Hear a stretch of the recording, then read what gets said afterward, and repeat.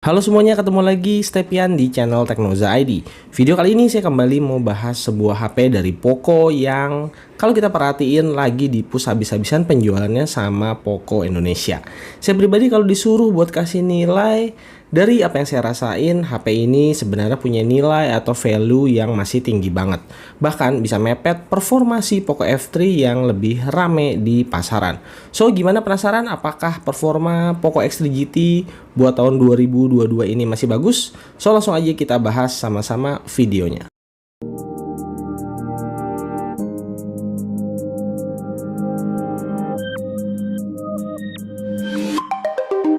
Smartphone ini bakal dapat jatah update ke MIUI 13 dalam waktu dekat. Tapi untuk saat ini ROM yang saya pakai adalah MIUI 12.5 yang udah di versi Enhanced Edition. Versi ini sebenarnya tuh nggak terlalu banyak perbedaan ya. Developer UI-nya lebih pengen maksimalin performa dan stabilitas sistemnya aja. Tapi ada beberapa fitur penting yang kita bisa pakai buat ngangkat performa HP ini yang sebenarnya secara basic jeroannya udah kenceng banget. SoC MediaTek Dimensity 1100 5G yang skor Antutunya mepet nyaris 700.000 poin. Sementara bug dari MIUI 12 sebelumnya sih emang masih ada. Kayak misalnya shortcut toolbar yang nongol kalau kita lagi buka recent apps. Ini tuh ngeselin banget dan saya berharap bisa dihilangkan di MIUI 13 nanti. Ada fitur memory extension yang kalau diaktifin bisa pakai virtual RAM sampai ekstra 3 GB. Ini bisa ngejamin aktivitas multitasking bisa tetap aman di background tanpa takut aplikasinya loading ulang.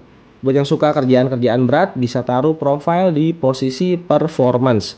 Di mode ini Poco X3 GT bisa ngeluarin semua kemampuannya, nggak ada lagi acara di limit. Efek paling terasa ya apalagi kalau bukan di gaming performance. Mainin PUBG Mobile di HP ini tuh nggak ada masalah.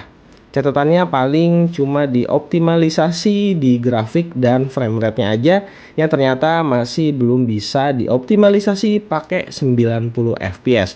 Padahal saya rasa chipsetnya udah sangat mumpuni. Kedua, untuk dipakai main Genshin Impact, setting maksimal yang saya masih bisa rekomendasiin ada di setting grafis high 60 fps.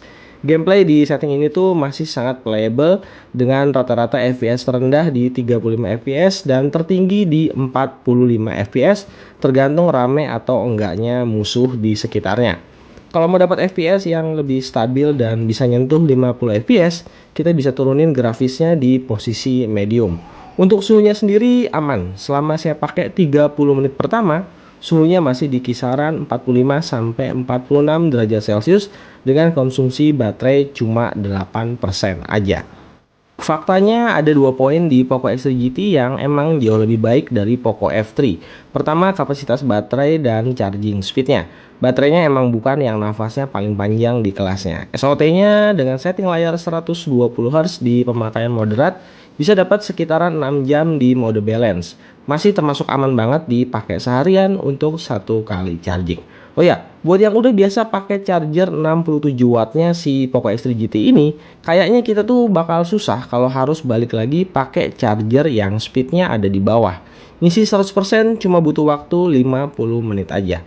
Minimal sekarang bisa bersaing sama charger-charger keluaran dari BBK Group. Untuk di bagian layar ini jadi salah satu yang menurut saya dan mungkin banyak orang yang bilang kurang. Cuma di sini kurangnya bukan berarti jelek loh ya. Kurangnya itu kalau dibandingin sama layar AMOLED di kelas harga yang sama. Misalnya kalau layarnya dibandingin sama AMOLED-nya Realme GT Master Edition yang jelas lebih bagus. Tapi kalau dinilai dari standar IPS, layar Poco X3 GT ini udah bagus banget. Bukan pakai layar IPS yang kaleng-kaleng. Terus kita juga punya 3 skenario tone warna di layarnya. Tinggal dipilih aja sesuai sama selera mata kita. Buat dipakai ngegame atau sekedar scrolling-scrolling sosmed, layarnya termasuk licin banget. Saya nggak pernah ngalamin bug atau problem di layarnya. Refresh rate 120 Hz plus touch sampling rate 240 Hz secara angka dan real di pemakaiannya sama. Padahal saya sendiri pakai tempered glass di layarnya. Toh kalau dipakai buat nonton, layar IPS-nya termasuk kinclong dan udah bisa juga nonton video dengan format HDR10+. Jadi sebenarnya standar layarnya udah bagus banget. buat segala macam kebutuhan. Kecuali sekali lagi buat user yang emang terbiasa pakai layar AMOLED. Kalau ngomongin kamera to the point aja, Poco biasanya emang nggak terlalu ngejual fitur kamera. Tapi buat ukuran kamera di line up Poco itu sendiri, X3 GT masih jadi salah satu kamera terbaiknya Poco.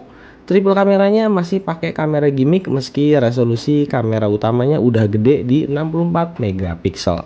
Hasil foto yang dikasih emang nggak terlalu wah, tapi nggak bisa dibilang jelek juga. Detail dan dynamic range-nya secara kualitas udah pas buat harga 4 jutaan. Karakter over contrast khas Xiaomi masih kelihatan yang kadang-kadang bikin fotonya tuh kayak warnanya kurang saturated. Tapi ini dibalikin ke selera masing-masing.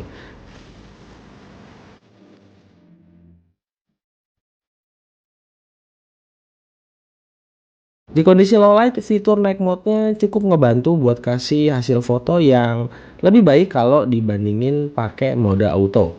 Catatannya night mode-nya emang biasa aja. HP lain di kelas harga yang sama kayaknya ada yang lebih baik. Nah, kalau buat video recording di sinilah nih letak kelebihan dari Poco X3 GT. Buat user yang cari HP dengan perekaman video yang stabil, Poco X3 GT ini bisa saya rekomendasiin. IIS stabilizernya itu bagus banget buat ngeredam guncangan di semua resolusi perekaman.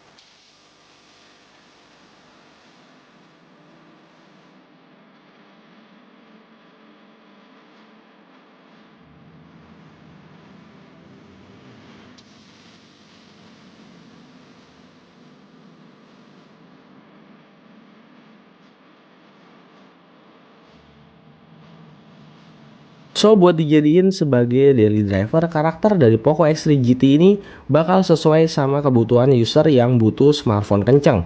Build quality-nya juga oke, handling dan dimensi fisiknya masih wajar buat di bawah-bawah, nggak terlalu kelihatan jumbo juga. Kalau butuh storage yang lebih lega, HP ini juga ada varian yang 256 GB. So pastinya lebih puas buat nampung banyak game dan juga file-file pribadi. Akhir kata, Poco X3 GT ini buat saya masih jadi HP yang recommended terutama buat user yang cari speed, baterai, dan juga kecepatan charger. Sangat bisa bersaing kalaupun harus ngelawan HP-HP 4 jutaan lainnya yang akan banyak berseliweran di tahun ini. Karena sekali lagi, basic yang dipakai di HP ini udah ada di DNA flagship killer. So HP ini masih enak buat dipakai. Tinggal nunggu aja jangkauan 5G yang bisa ngejangkau banyak kota di Indonesia.